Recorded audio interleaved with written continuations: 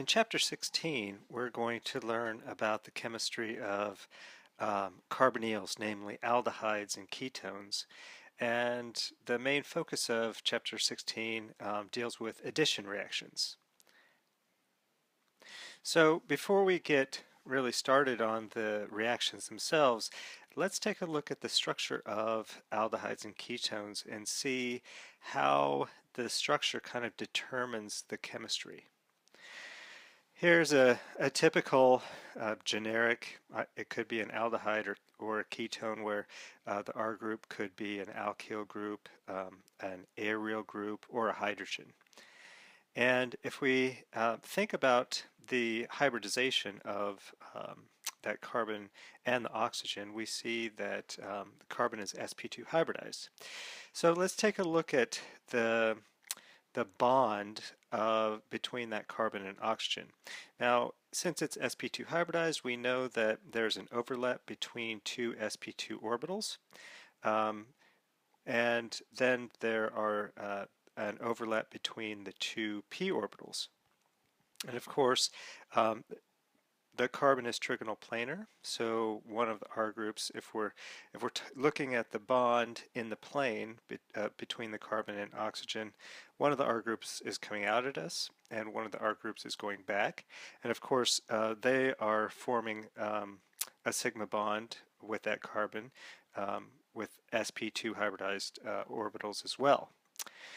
And of course, oxygen has two lone pair of electrons that one's coming out at us and the other is going behind us as well, right? Again, trigonal planar geometry. And so we see that the overlap of the sp2 orbitals, we call that a sigma bond, and the overlap of the p orbitals we call a pi bond, right? And it's very reminiscent of alkenes as well, carbon-carbon bond overlap of alkenes. So the simplest carbonyl has two hydrogens coming off of it, and it is called formaldehyde. Now, if we think about the structure of that carbonyl, and if the carbon is sp2 hybridized, we would expect trigonal planar geometry, and so the bond angle should be about 120 degrees. And we see that the bond angle of that oxygen-carbon-hydrogen bond is 121 degrees, and the bond angle of the hydrogen-carbon-hydrogen bond is 118 degrees. And so this reinforces our idea that carbon is trigonal planar, and indeed it is planar as well. And if I look at, now this is an aldehyde with an R group coming off of it. In this particular case, I have a methyl group coming off, and when I have a methyl group coming off of the carbonyl that has a hydrogen, we still call this an aldehyde. This is acetaldehyde.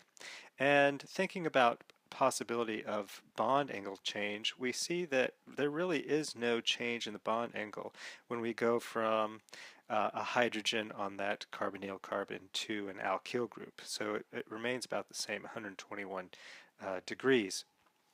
And of course, the bond angle between the hydrogen carbon-carbon is also 118 degrees. And if we think about the chemistry of these, we can kind of start to put together a picture, a molecular picture and an electronic picture of that carbonyl. So let's look at the molecular orbital in a very simplistic terms between that carbon and oxygen. And of course, we're going to focus on the pi bond. We're not really going to focus so much on the sigma bond because chemistry isn't taking place at that sigma bond. So if I think about the pi bond between carbon and oxygen, I have a p orbital of, so I have an atomic orbital, p orbital of carbon, 2p orbital, and I have a p orbital of oxygen. Now, before I mix them, I know that oxygen has a lower energy p orbital. Oxygen holds its electrons tighter, so the atomic orbital has a lower energy. So when I mix these two, carbon and oxygen, into a pi system, I get two now molecular pi orbitals, right? Uh, One is we call a pi, and of course the other is a pi star, an antibonding. So I have a bonding pi orbital and an antibonding pi star orbital, which you should now be accustomed to kind of seeing this. Now, so far we've looked really at orbitals between carbons. And of course, when you start off with atomic orbitals, those carbons have the same relative energy, but carbon and oxygen do not. And so I mix the two. I have an electron in the carbon 2p orbital, and I have an electron in the oxygen 2p orbital. And of course, when they combine, they form that pi bond, right? And the pi star is empty. We have an empty antibonding orbital. So the HOMO, obviously, is the pi orbital of that carbon-oxygen bond. And if I think about the contribution, I see that that pi orbital is closer in energy to the original oxygen 2p atomic orbital. So there's more oxygen character in that pi bond. And likewise, if I look at the antibonding orbital, there's more carbon 2p character in that antibonding orbital than there is oxygen 2p character. Now, what this means is the pi orbital has more oxygen 2p character. The electrons residing more on the oxygen than on the carbon. So unequal sharing contributes to the dipole moment of carbonyl compounds. And we can see that if we take a look at this carbonyl, we know that there's a dipole moment, and that dipole moment is going toward the oxygen, right? Oxygen is more electronegative. It's withdrawing electron density from the carbon, and it creates a partial positive charge on the carbon and a partial negative charge on the oxygen. And we can measure the dipole moments. If I take a look at the dipole moment of formaldehyde, I see it's 2.33 dBi. So it's a fairly polar molecule. Likewise, if I look at acetaldehyde, I see that it has an even greater dipole moment. The methyls actually donate an electron density, and so we see a greater dipole moment because of that. And likewise, if I look at, this is 2-propanone, or commonly called acetone, we see it's also very polar, right? Acetone we use often in rinsing our glassware, but it's a polar molecule.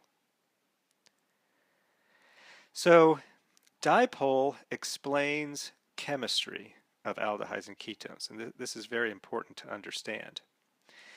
If I take a look at this carbonyl, I know that electrons are flowing more toward the oxygen, so that pi bond has more oxygen character, and the antibond has more carbon character.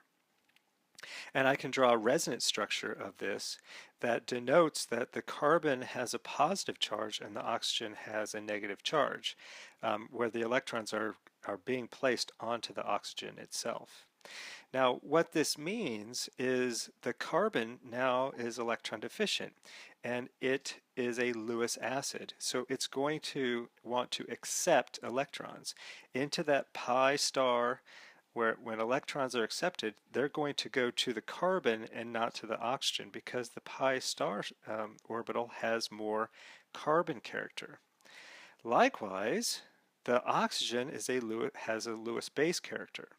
And so when carbonyls behave as nucleophiles, it's always the oxygen that donates electron density, because that's where the electron density resides.